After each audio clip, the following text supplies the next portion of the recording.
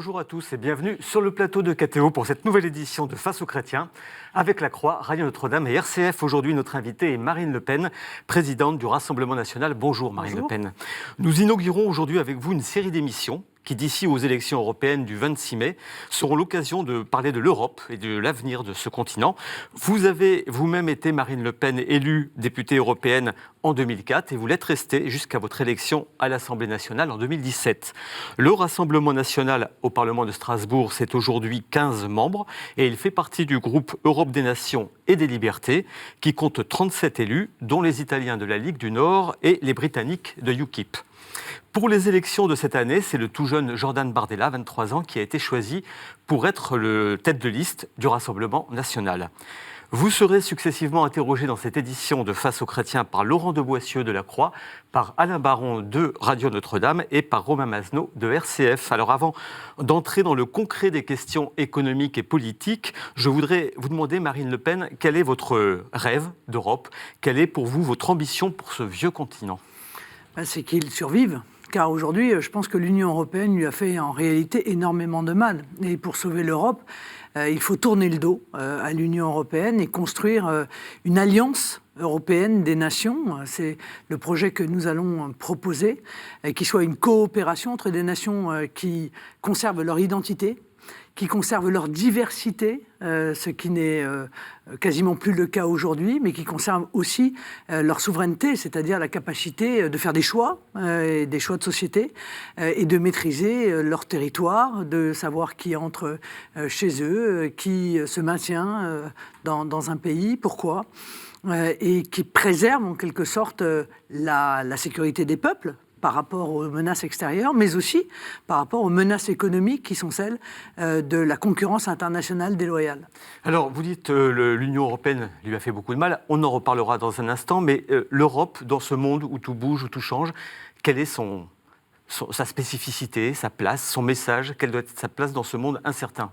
Elle a une place essentielle, c'est une place d'équilibre en quelque sorte entre des grandes puissances, soit des grandes puissances anciennes, soit des grandes puissances montantes, nouvelles.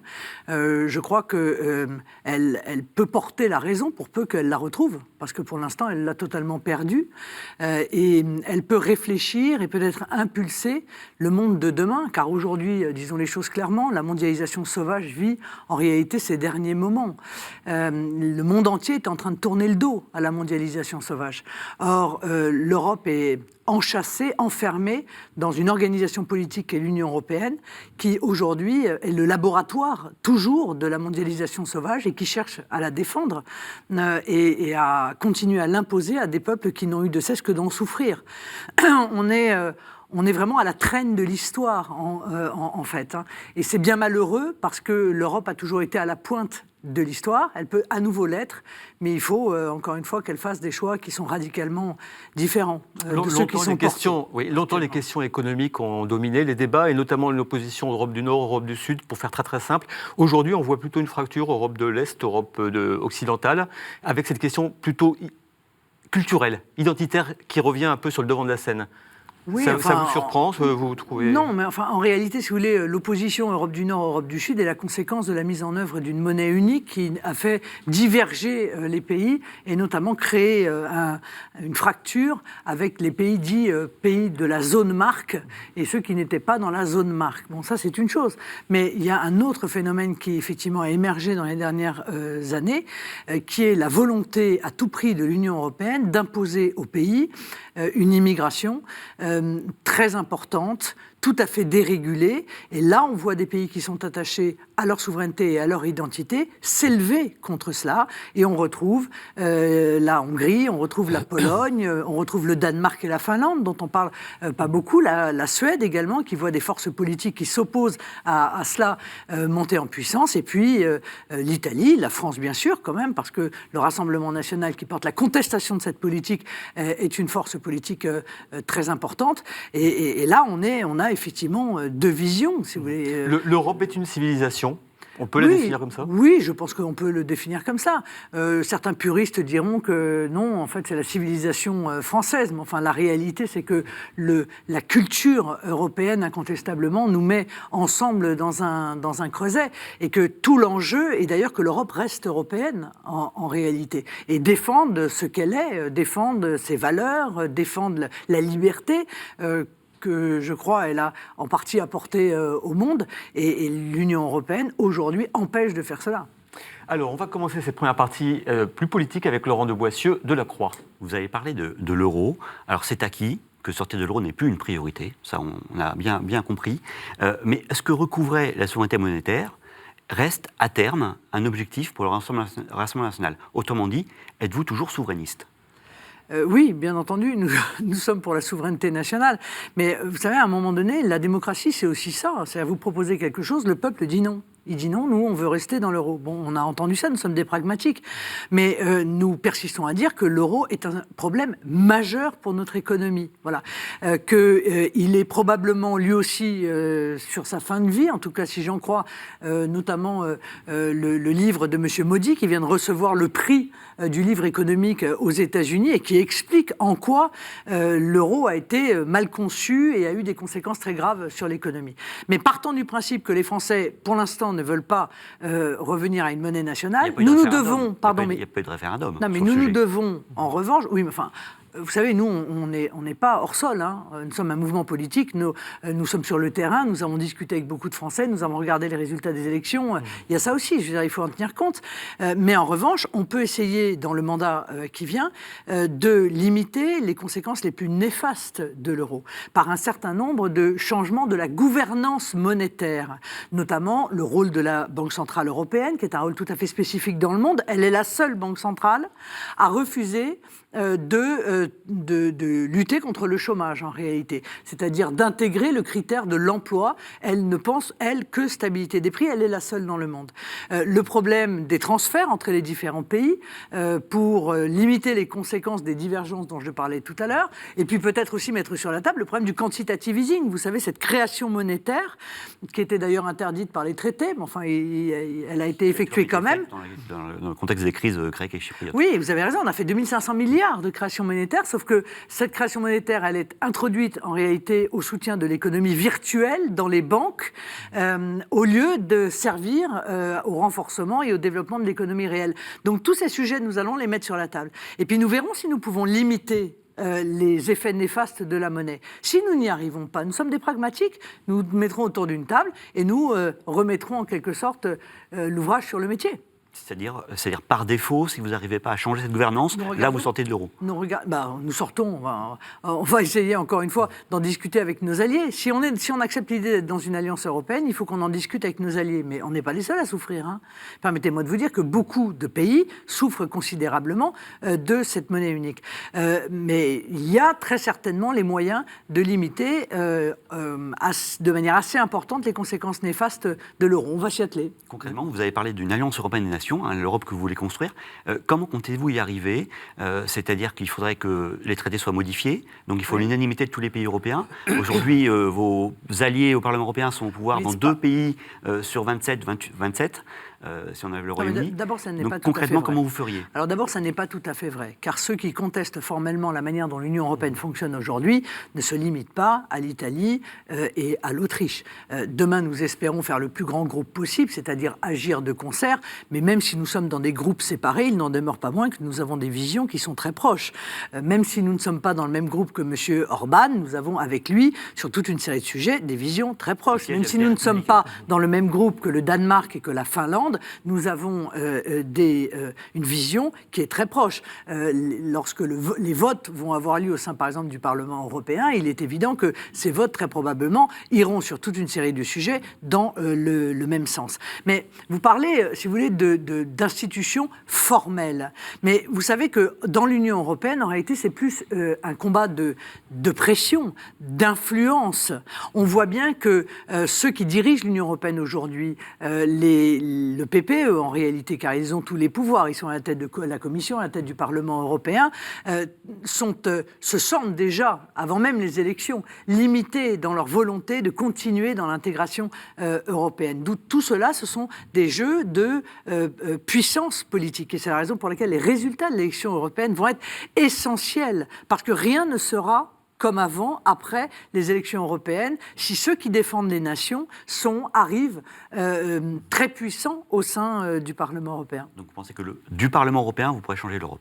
Non, pas seulement du Parlement européen, mais aussi en relation, bien entendu, avec le Conseil. Quelle est notre idée, nous? Notre idée, c'est que l'Union européenne, qui a avancé sur la disparition des nations, sur l'affaiblissement des nations, sur la suppression des frontières, sur l'aspiration des souverainetés nationales, a en réalité considérablement affaibli les seules entités qui sont capables d'assurer la sécurité, la prospérité et la défense de l'identité des peuples. Donc il sera là, le combat. Mais au sein du Conseil demain, il y aura peut-être aussi des gens qui partageront cette vision. Le commissaire italien, le commissaire danois, le commissaire finlandais, le commissaire autrichien auront aussi leur mot à dire. Et c'est évidemment la raison pour laquelle nous souhaitons rendre au Conseil, parce que nous pensons que seules les nations sont démocratiques en réalité et légitimes, et que la Commission n'est pas légitime, nous souhaitons rendre au Conseil l'initiative législative et faire de la Commission un simple secrétariat technique du Conseil. Ce qui demande de modifier les traités. Actuellement, la Commission a le monopole législatif, en effet, au niveau bien européen. sûr, mais vous avez raison. Mais encore une fois, c'est l'objectif, non? Enfin, c'est quoi les traités? C'est quelque chose inscrit dans le marbre. Il n'y a plus de démocratie, donc on admet qu'on est dans un système totalitaire qui fonctionne sans l'avis des peuples, sans l'avis de la majorité. On ne peut pas admettre ça. Ou alors, il faut qu'ils le disent. Et il aurait fallu qu'ils le disent d'ailleurs au moment où les traités ont été signés. Ils auraient dû dire à l'époque, ce que M. Juncker a dit postérieurement, il n'y a pas de choix démocratique contre les traités. On va lui dire, nous disons, oui, il y a un choix démocratique pour changer les traités. Le premier, le plus urgent à changer étant évidemment Schengen, pour permettre à chaque pays de retrouver la maîtrise de ses frontières. Alors Marine Le Pen, si je ne me trompe pas, vous étiez le premier groupe français au Parlement européen. Oui. Là, les sondages vous donnent plutôt en tête, avec La République En Marche, la majorité. Est-ce qu'effectivement c'est un match à deux, ces élections européennes, avec La République En Marche d'un côté et le Rassemblement national de l'autre, comme l'avait suggéré d'ailleurs Emmanuel Macron assez tôt? Bon, déjà, il y a un double enjeu. Il y a un enjeu national et un enjeu européen, tout à fait évidemment. C'est vrai que l'enjeu national, c'est d'arriver devant Emmanuel Macron. Mais pas parce que c'est Emmanuel Macron, parce qu'il est le représentant de la mondialisation sauvage. Il est le représentant de l'ultralibéralisme, il est le représentant du libre-échange, il est le représentant de l'exact inverse, si vous voulez, de l'option politique qui est la nôtre, qui est effectivement le retour aux nations, le retour à la démocratie, le retour aussi à une économie de proximité et à une politique de proximité. Donc c'est les mondialistes contre les nationaux, c'est le nouveau clivage en réalité qui a été choisi par les Français à l'élection présidentielle et qui se renforce dans cette campagne européenne. Et qui laisse du coup les autres partis. Il n'y a plus de place pour la droite, pour les Républicains? La droite, la droite laquelle, j'ai envie de vous dire, laquelle? Celle de Mme Pécresse, celle de M. Bellamy, celle de M. Wauquiez, celle de M. Juppé, laquelle? La tête de liste des Républicains, c'est François-Xavier Bellamy, qui tient un discours sur les nations, sur la nation, qui est quasiment le même que l'autre. Vous avez aussi Nicolas Dupont-Aignan qui a sa propre liste. Ces gens-là, vous les classez parmi vos alliés possibles demain pour changer l'Europe ou parmi vos adversaires? À partir du moment où ces gens disent la même chose que nous, mais en réalité presque pour nous empêcher de le faire, puisque à chaque fois que nous avons dit, et j'ai été la première à le dire quand M. Wauquiez a été élu, je lui ai dit, écoutez, vous dites la même chose que nous. Bon, à partir du moment où vous dites la même chose que nous, arrêtez de nous traiter comme des parias, parce que ça n'a aucun sens. Quelle est la raison pour laquelle aujourd'hui vous nous traitez comme des parias? Et il a continué à nous traiter comme des parias. Il a continué à dire que nous étions infréquentables, qu'il n'était pas question qu'on se parle, etc. Bon, soit. Ça veut dire qu'il a un autre agenda que celui des idées politiques qu'il exprime. Puis un autre problème, c'est quand même la contradiction majeure des Républicains. M. Bellamy dit des choses, mais parallèlement, au Parlement européen, l'intégralité des députés européens LR vote exactement l'inverse. Il dit qu'il est contre la relocalisation des migrants. Ils ont voté la relocalisation des migrants. Il dit que la Hongrie a le droit, et la Pologne, ces deux pays ont le droit de décider de qui entre chez eux. Mais en l'occurrence, les LR, les Républicains au Parlement européen, ont voté pour condamner la Hongrie. Ils se sont divisés. Ils n'ont pas tous voté, ils n'ont pas tous condamné. Ils ne sont pas divisés. Enfin, les plus courageux sont abstenus. C'est quand même pas non plus un acte de courage majeur. Bon, aucun n'a voté contre la condamnation. Enfin, il y en a peut-être un. Il y en a toujours un, histoire de faire bonne mesure, en disant, voyez, vous allez retrouver vos petits au sein de la couvée. Bon. Mais dans l'ensemble, si vous voulez, ils suivent la feuille de route qui est celle du PPE. Moi, je vous invite à lire les statuts du PPE. Dans les statuts du PPE, il est clair qu'on est dans la volonté d'une construction fédéraliste de l'Europe. Et cette construction fédéraliste, elle est contraire au libre choix des nations et à la libre défense de leurs intérêts supérieurs. Donc M. Bellamy tient une forme de double discours, vous dites, quand il parle d'Europe des nations, en fait. J'ai l'impression que c'est... Je l'ai dit, alors c'est un jeu de mots un peu facile, vous me direz, mais j'ai l'impression que c'est un bel alibi. C'est-à-dire qu'on le met sur le plateau parce qu'on cherche à ce que la musique soit douce à l'oreille des électeurs qui sont très critiques à l'égard de l'Union européenne, mais derrière, au Parlement, on renforce incontestablement la puissance d'une Union européenne qui combat les nations et accessoirement qui combat les peuples. Laurent de Boissieu.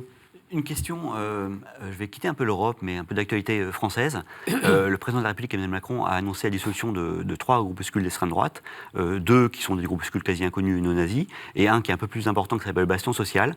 Qu'est-ce que vous pensez de cette idée de dissolution de groupuscules ? Mais ça a déjà été fait. Ils avaient déjà effectué la dissolution de 2 groupuscules d'extrême droite. Mais il y a quand même un énorme problème que ça met en lumière. Et quid des groupuscules d'extrême gauche ? Parce qu'enfin, soyons sérieux, ces groupuscules d'extrême gauche, dits antifa, en fait fascistes, ils ont des méthodes qui sont des méthodes fascistes. Ils s'attaquent à toutes les institutions, ils s'attaquent à la police, et ils ont comme seul moyen d'action revendiqué la violence.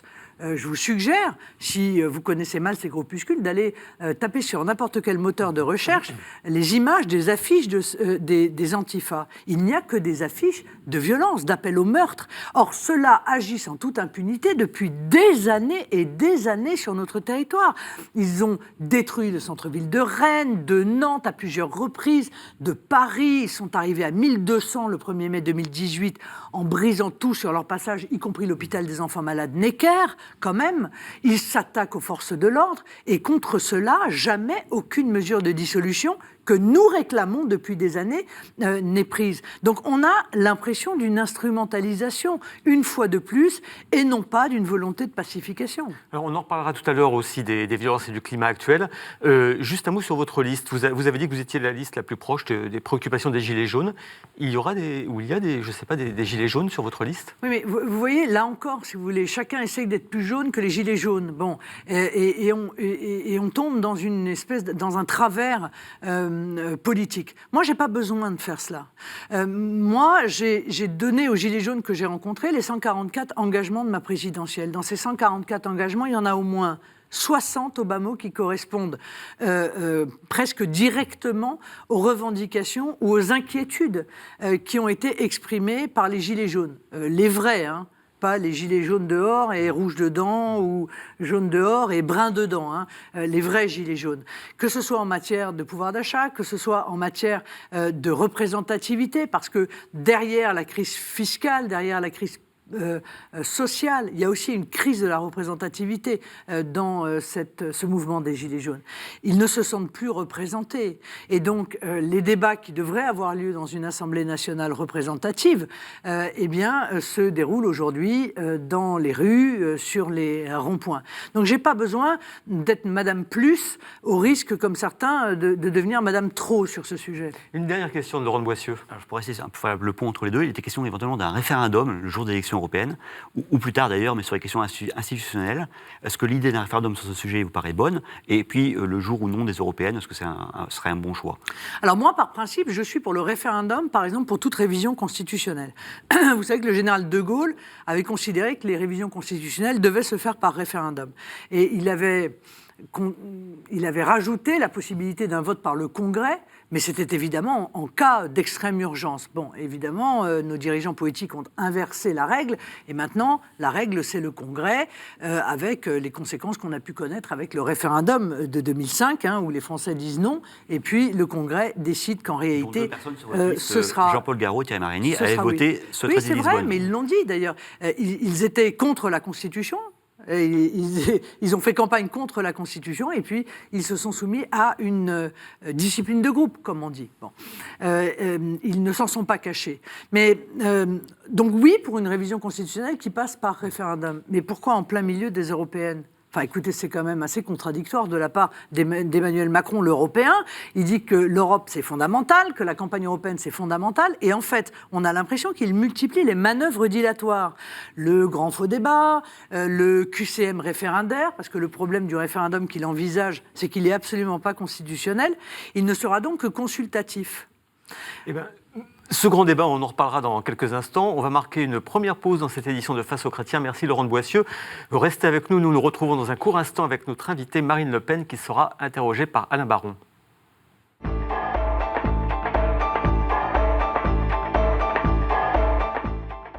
Retour sur le plateau de KTO pour cette deuxième partie de Face aux Chrétiens avec notre invitée Marine Le Pen, présidente du Rassemblement national. Elle est interrogée par Alain Baron de Radio Notre-Dame. Madame Le Pen, bonjour. Bonjour. Oui, depuis 3 mois maintenant, tous les samedis, on assiste à des manifestations des Gilets jaunes, on en parlait à l'instant, avec en fin de journée toujours des dérives, des casseurs, des plus ou moins Gilets jaunes. Vous disiez que certains étaient dissimulés. Comment faire pour sortir de cette situation très anxiogène et très violente? Mettre en place le plan d'urgence de sortie de crise que j'ai proposé au président de la République depuis déjà un certain nombre de semaines, à savoir 3 étapes. La première étape, voter la proportionnelle à l'Assemblée nationale, quitte à mettre une prime à la liste arrivée en tête si on a peur qu'il n'y ait pas de majorité qui se dégage. Faire voter la mise en œuvre du référendum d'initiative populaire, avec d'ailleurs la baisse du nombre de parlementaires, ce qui ne poserait pas de difficulté dans les conditions où l'Assemblée redeviendrait représentative, puis la dissolution de l'Assemblée nationale et le retour aux urnes, parce qu'en réalité, quand on est dans une crise politique aussi lourde, aussi vive que celle-là, la Constitution a prévu que l'issue, c'était la possibilité de la dissolution et le retour aux urnes dans le cadre d'une campagne où chacun pourra porter son projet législatif, car en réalité, les revendications des Gilets jaunes sont tellement diverses qu'elles ressemblent quand même énormément à un véritable projet législatif et pas seulement à une simple revendication fiscale, ce qui était le cas au début. Je crois que c'est le seul moyen de sortir de la violence, des manifestations et, j'ai envie de dire, des conséquences sur les victimes Faut-il interdire que sont les commerçants qui en subissent les conséquences. Faut-il interdire ces manifestations, comme le propose notamment Éric Ciotti chez les Républicains? Non, je crois que c'est tout à fait anticonstitutionnel. Le problème, c'est que nous avons une constitution, que la liberté de manifestation est une liberté constitutionnelle. Nous ne cessons aujourd'hui d'être confrontés à des régressions de nos libertés, des régressions très grave sous l'impulsion d'Emmanuel Macron et parfois, il faut bien le dire, soutenu par les Républicains. Ça a été le cas dans la loi Fake News où, a priori, on peut empêcher un propos d'être tenu alors que dans le droit français, vous tenez le propos et vous en assumez les conséquences parce que si vous allez au-delà de ce que la loi autorise, vous êtes condamné par un juge, mais par un juge, pas par Facebook, pas par Twitter, par un juge ou pas par une administration. Et c'est pareil pour la loi anti-casseurs. Pour la loi anti-casseurs, en réalité, on met en œuvre, qui est une loi anti-gilets jaunes, je crois que ça n'a échappé à personne, on met en place un transfert d'autorité entre le juge et le préfet, et c'est l'administration qui pourra interdire de manifester. Tout ceci correspond à un recul de nos grandes libertés publiques et de nos libertés individuelles, et moi, m'inquiète profondément. Vous l'avez voté ou vous êtes abstenu, la loi Casseurs? Non, on ne l'a pas voté, on l'a voté contre. En raison, si vous voulez, de ce basculement et de cette sortie de route de l'état de droit, car on sort de l'état de droit dans ces circonstances-là. L'agression verbale dont a été victime M. Finkielkraut, est-ce que c'est la bavure de trop? pour les manifs des Gilets jaunes. Mais ça n'a rien à voir avec les Gilets jaunes. Est-ce que vous pouvez me dire en quoi... C'était à l'occasion. Non, mais en quoi Nadine, mère célibataire, qui s'est mobilisée pour défendre son pouvoir d'achat, Josiane, la retraitée, qui ne vit plus de sa retraite à cause de l'augmentation de la CSG, Joël, qui est ouvrier et qui, lui non plus, n'arrive plus à vivre de son travail, quel est le rapport entre eux et l'islamiste qui a violemment insulté d'insultes antisémites M. Finkielkraut? Ça n'a rien à voir. Le mouvement, en réalité, a attiré, à un moment donné, a fait ressortir tous les groupuscules les plus hirsutes, anarchistes, révolutionnaires, de quelque nature qu'ils soient par ailleurs, qui sont venus se faire de la publicité à bon compte et défendre leur petit agenda précisément révolutionnaire. Mais ça n'est pas les Gilets jaunes. Et si on se trompe, et si on fait un amalgame entre ce qu'est et ce qu'a été, ce qu'est toujours le mouvement des Gilets jaunes avec ces groupuscules, alors on passe complètement à côté du phénomène politique et donc on n'y répondra pas. Et si on n'y répond pas, alors ce phénomène se renouvellera. Il y a un phénomène d'antisionisme à gauche, à l'ultra-gauche, qui vire à l'antisémitisme, mais il y a aussi un antisémitisme de droite. Est-ce que vous pensez qu'on l'a vu ressortir ces dernières semaines à l'occasion notamment des manifestations des Gilets jaunes, notamment sur ces allusions à la finance, au monde juif et à Macron, banquier de chez Rothschild? Est-ce que ça ne réveille pas tout ça quand même de vieux fantasmes qui sont ancrés dans une partie? Non, je ne crois pas. Je pense que sérieusement, il y a des groupuscules, il y a des groupes autour de Soral, autour de Dieudonné, qui profitent encore une fois de ces manifestations pour tenter de porter leur message. Mais ce qu'on appelle l'antisémitisme... vulgairement, l'antisémitisme d'extrême droite, en réalité, il est aujourd'hui résiduel. Il est résiduel. L'antisémitisme vraiment aujourd'hui puissant, c'est d'abord l'antisémitisme islamiste, c'est-à-dire qui est porté par les fondamentalistes islamistes et qui se diffuse dans des quartiers et parfois même au plus jeune âge, ce qui était extrêmement inquiétant. Et puis c'est cet antisémitisme d'extrême gauche que l'on connaît, qui est porté par un certain nombre de personnes qui sont des militants politiques d'extrême gauche. Voilà. Moi, si vous voulez, demain, ce serait encore une fois des suprématistes blancs ou des néo-nazis. Je serais aujourd'hui en train de vous dire il faut absolument lutter et éradiquer les suprématistes blancs ou les néo-nazis. Mais ça n'est pas le cas. La réalité, il faut la regarder en face et il faut lutter contre ceux qui véritablement, aujourd'hui, avec la puissance qu'est la leur, font monter l'antisémitisme dans notre pays, plutôt que de lutter contre des choses qui arrangent sûrement le Parti socialiste, mais qui ne représentent pas aujourd'hui en France, un danger majeur. Mais permettez-moi on parle d'antisémitisme de la part du fondamentalisme islamiste, mais on peut aussi parler d'actes antichrétiens. C'est le lieu ou jamais de le dire. Moi, oui, je lis... Un certain nombre d'églises ont été profanées ces dernières semaines. Un certain nombre d'églises sont profanées. On n'en a pas beaucoup. Tout le temps. La réalité, c'est que ça passe tout à fait inaperçu.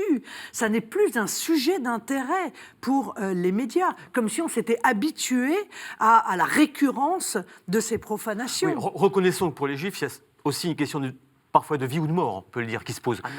Pour l'instant, avec les chrétiens, il y a des profanations d'église qui sont condamnables, mais on n'en est pas là. Et c'est la raison pour laquelle, moi, je veux porter ce message-là, c'est de dire les 11 compatriotes juifs qui sont morts en France depuis la fin de la Seconde Guerre mondiale, dans des actes antisémites, l'ont été par les fondamentalistes islamistes. On peut se cacher de cette réalité, mais quand on se cache de cette réalité, on se prive des moyens de lutter précisément pour éviter que ça se reproduise. Et que moi, je suis très sensibilisée à ce que vivent nos compatriotes juifs. Mais dans certains quartiers, c'est l'enfer, il faut quand même le dire. C'est pas l'enfer d'ailleurs que pour nos compatriotes juifs. C'est aussi l'enfer pour les femmes, c'est aussi l'enfer pour les homosexuels, c'est aussi l'enfer pour tous ceux qui ne sont pas des fondamentalistes islamistes. Et on a laissé faire, bon sang, on a laissé faire. Et j'aimerais que les responsables politiques se regardent dans une glace et se disent, mais quelle est notre part de responsabilité pour n'avoir pas, alors que nous avons été au pouvoir dans les 30 dernières années, vu cela, détecté cela, analysé cela et agi contre ça. Alain Baron. Madame Schiappa a fait un parallèle un peu douteux avec les manifs pour tous d'il y a 5 ans. et ces mouvements et ces manifestations qu'on voit en ce moment. Vous l'avez reçu comment, cette déclaration ? Mal, mais je considère que ce gouvernement, en réalité, multiplie les déclarations qui sont indignes de membres d'un gouvernement. Voilà, c'est indigne. Comparer la manif pour tous quasiment aux fondamentalistes islamistes. Enfin, c'était ça l'idée. Oui. C'est absolument indigne de la part d'un ministre. Elle devrait évidemment s'en excuser. Elle ne le fera pas parce que l'indignité dans ce gouvernement vous fait monter les marches et vous rapproche du pouvoir. Et c'est bien malheureux. Il devrait plutôt vous faire descendre les marches et vous en éloigner. Allez, un mot sur la politique européenne et notamment sur la politique de l'immigration qui va être peut-être un thème au cœur des prochaines élections. J'allais y venir. C'est un de vos dossiers que vous abordez souvent. Qu'est-ce que concrètement, on voit que l'Europe le gère très mal, qu'est-ce que concrètement la France peut faire ? Alors la France, elle peut faire ce que fait la Hongrie. C'est-à-dire ? Elle peut faire ce que fait l'Italie. C'est-à-dire dire, écoutez, c'est bien gentil, tout ça, vous voulez absolument nous relocaliser des migrants, ce sera non.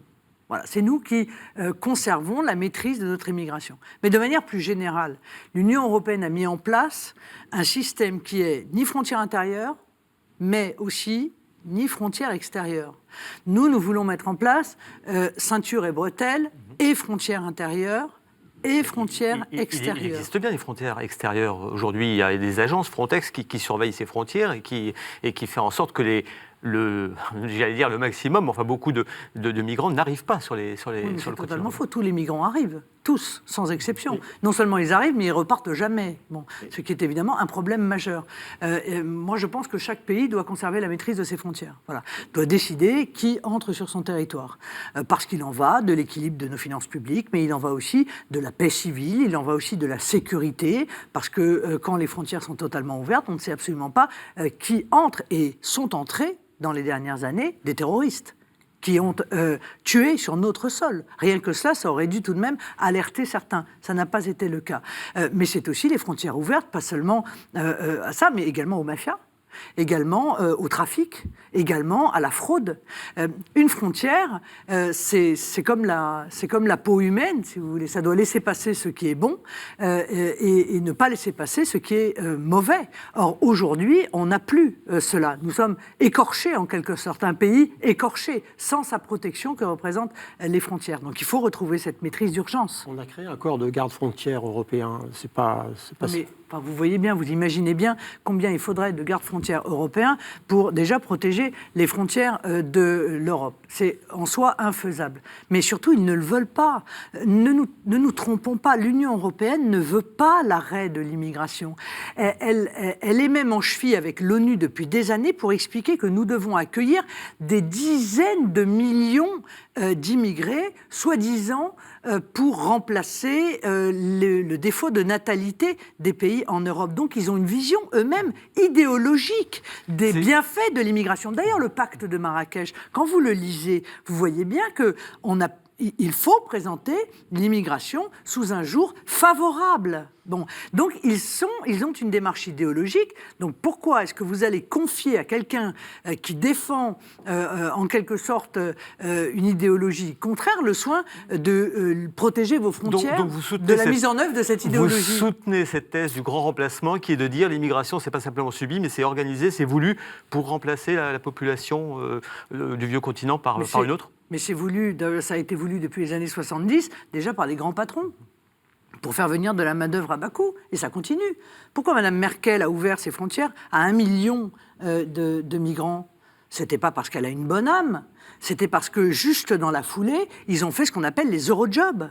C'est-à-dire qu'en fait, ils importent des gens qu'ils considèrent eux-mêmes comme des esclaves. Moi, ça n'est pas ma vision de l'homme. Faire venir des gens et leur dire « vous allez travailler pour 1 euro de l'heure » et profiter de leur faiblesse, de leur fragilité, du fait qu'ils ne sont pas chez eux, qu'ils ne sont pas organisés pour faire bénéficier des industries, des multinationales de cette force de travail gratuite, c'est une véritable honte. Tous les humanistes devraient être scandalisés de cela. Et comme nous n'avons plus de frontières intérieures dans l'Union européenne, eh bien, tous ceux qui n'acceptent pas de travailler pour 1 euro de l'heure, eh bien, ils vont où? Ils vont où ils veulent, et accessoirement, ils viennent chez nous, où le système de protection sociale est tellement généreux que, bien évidemment, la France est un des pays les plus attractifs pour l'immigration clandestine. Une dernière question. Le pape François a un discours d'ouverture et de générosité envers les immigrants. Vous le recevez comment, ce discours ?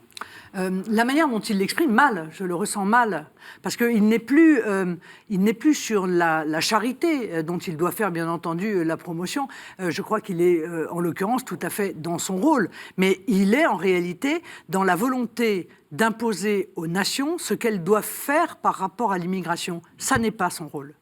Ça n'est pas son rôle. Il outrepasse son rôle.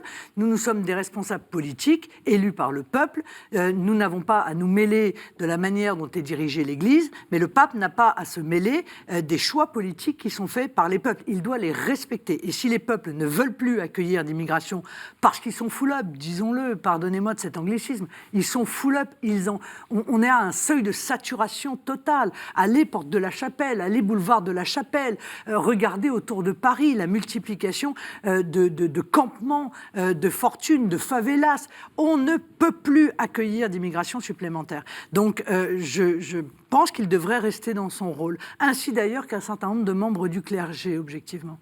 Merci Alain Baron. Nous marquons une deuxième pause dans cette édition de Face aux chrétiens. Restez avec nous. Dans un court instant, nous retrouverons notre invitée Marine Le Pen. Elle sera interviewée par Romain Mazenot.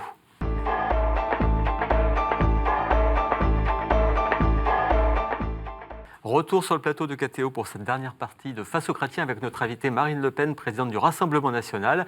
Elle est interrogée par Romain Mazenot de RCF. Bonjour Marine Le Pen. Bonjour. La bataille qui est en cours en Syrie contre Daesh est présentée comme la bataille finale. Est-ce que vous êtes confiante dans le fait que l'organisation djihadiste est sur le point d'être mise hors d'état de nuire ? Oui, enfin, je serais beaucoup plus prudente que cela, car en réalité, il reste évidemment des combattants fondamentalistes islamistes et un nombre non négligeable encore dans un certain nombre de poches. Et la question est de savoir qu'est-ce qu'ils vont devenir et où vont-ils demain agir. Mais il est sûr que la reprise en main de la Syrie est une bonne nouvelle. Enfin, je veux dire que l'État islamique n'ait pas pu faire de la Syrie une nouvelle base de développement et de propagation de leur idéologie criminelle est évidemment une bonne nouvelle. Est-ce que la France doit rester en Syrie compte tenu de l'annonce du retrait américain ? La France a été complètement, en réalité, inactive quand elle n'a pas été... Enfin, c'est pas la France d'ailleurs, parce que la France n'y est pour rien. Disons-le, arrêtons de dire la France, c'est pas la France. Les dirigeants politiques français... Élus souverainement par le peuple français. Les dirigeants politiques français ont fait des choix en Syrie, comme ils ont fait des choix en Libye, qui ont été catastrophiques et qui, en réalité, ont aider le développement de l'État islamique. Dieu merci, ceci n'a pas eu de conséquences aujourd'hui, mais objectivement, la politique internationale a été faite en dépit du bon sens et en Syrie et en Libye. Est-ce que vous êtes favorable au retour en France des djihadistes partis combattre en Irak, en Syrie ? Est-ce qu'on a une stratégie pour assurer leur retour, les juger, les mettre hors d'état de nuire ? Alors non, pas du tout. Je suis tout à fait opposé à cela. Pour 1000 raisons, et toutes les raisons du monde d'ailleurs. Je pense d'abord qu'ils auraient dû déjà être déchus de leur nationalité, car ils sont partis porter les armes contre leur pays. Ils ont d'ailleurs brûlé leur passeport dans une vidéo devenue depuis célèbre. Donc ils n'ont plus le droit d'être français, ils ne devraient plus avoir le droit d'être français. Or, non seulement ils le sont toujours, mais en plus on veut les faire revenir dans notre pays. Mais pourquoi ? Ils ont commis... Donald Trump dit qu'il pourrait être libéré et donc... si Donald Trump veut les prendre, qu'il les prenne. Il n'y a pas de problème. Il s'en débrouille. Voilà. Mais Donald Trump, il n'a pas à décider pour nous. C'est une mauvaise habitude américaine. Il n'a pas à décider pour nous. C'est nous qui décidons pour nous-mêmes. Et je crois que les Français sont très opposés au retour des djihadistes. Et de surcroît, le droit international, objectivement, appelle à ce qu'ils restent et qu'ils soient jugés là où ils ont commis leurs crimes. Car là où ils ont commis leurs crimes, il y a aussi leurs victimes. Et ces victimes-là, elles ont le droit aussi de voir condamner leurs bourreaux. Nous n'avons aucune raison de les reprendre et nous n'avons pas, disons-le clairement, les moyens, en réalité, de surveiller ces gens, contrairement à ce que dit M. Nunez, ni même la décision, ni même la capacité de décider qu'ils iront en prison. Et ça, ce sont les juges qui décident. Et les enfants qui ont été pris, qui n'ont rien choisi, les enfants de djihadistes ? Oui, les enfants de djihadistes, vous voulez les séparer de leurs parents pour les faire revenir ?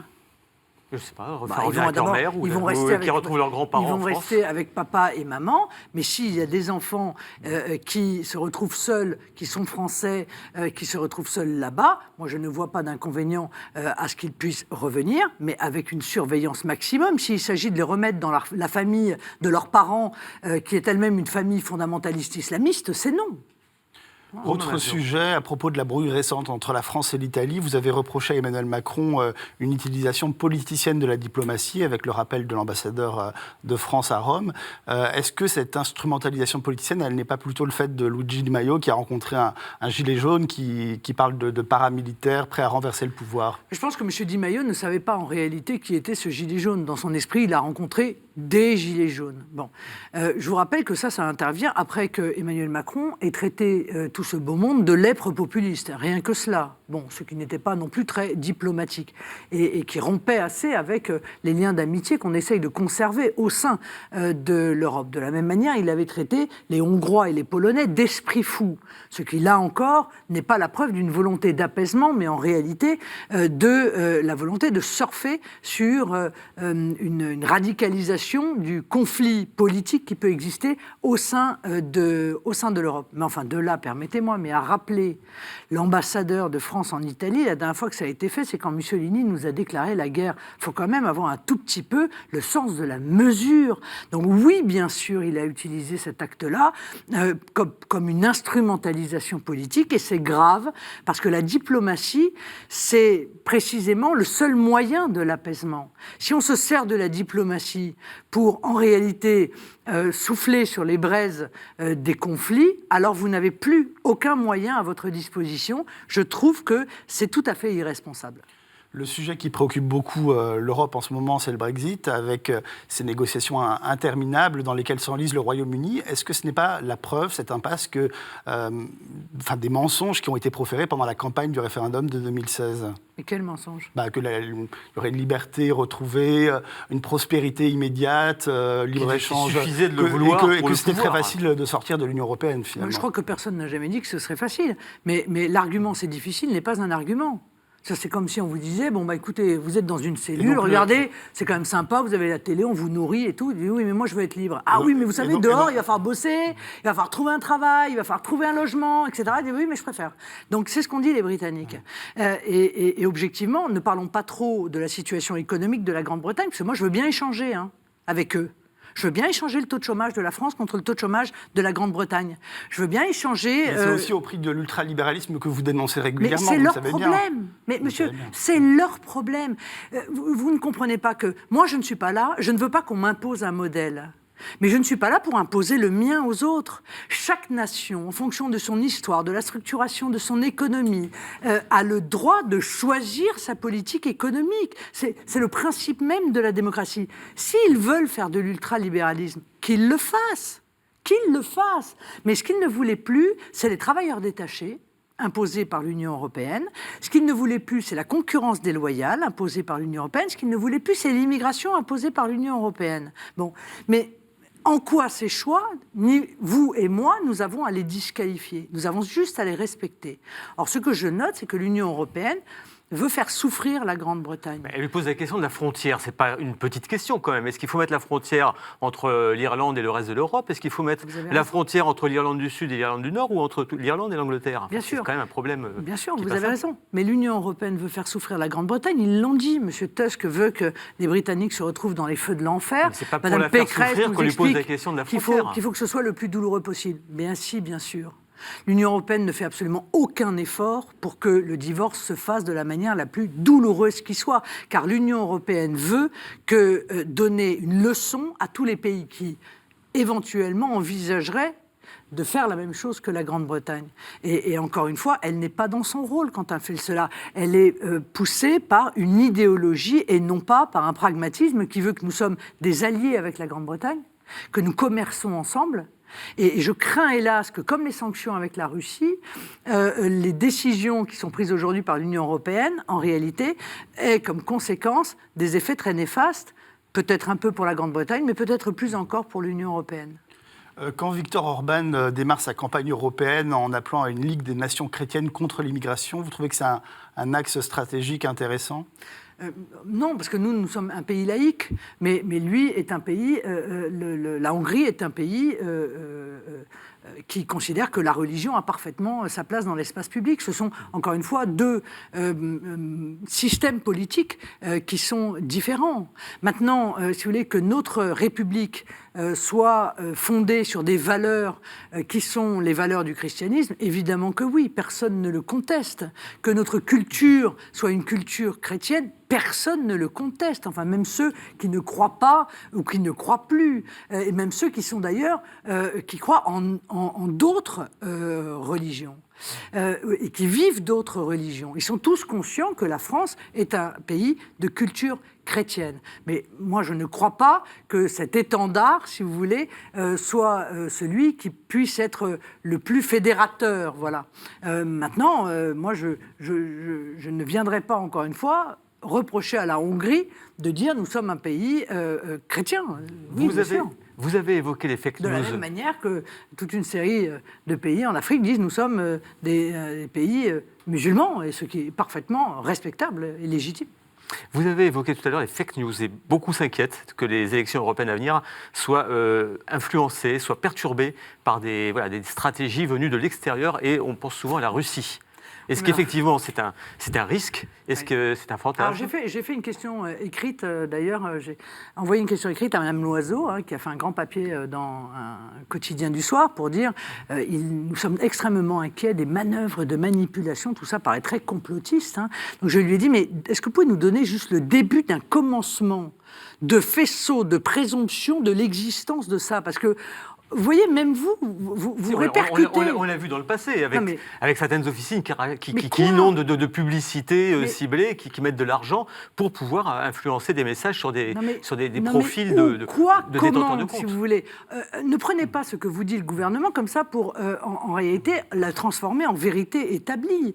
S'il y a des officines qui font des publicités, il y a parfaitement la possibilité d'empêcher. D'ailleurs, normalement, les publicités sont interdites, en tout cas pendant la campagne électorale par les partis politiques. Mais honnêtement, pour l'instant, moi, j'ai aucun élément, quoi. J'ai aucun élément précis. Alors peut-être je les aurai, grâce à ma question écrite, mais pour l'instant, je n'ai aucun élément précis que des Américains, des Russes ou des Martiens viendraient pour tenter d'influencer la campagne des Européennes, je ne sais de quelle manière, mais est-ce que sur certains sujets comme le pacte de Marrakech que vous évoquiez tout à l'heure, vous n'êtes pas aussi un peu dans l'infox? Vous savez que c'est pas contraignant ce traité, ce pacte. Mais pourquoi on signe alors? Mais en préambule, il est quand même spécifié que chaque pays reste souverain dans la définition de sa politique migratoire. Mais moi je ne crois pas à cela. Moi je pense que quand on signe un pacte, évidemment on s'engage. D'ailleurs tous les articles commencent par s'engage à.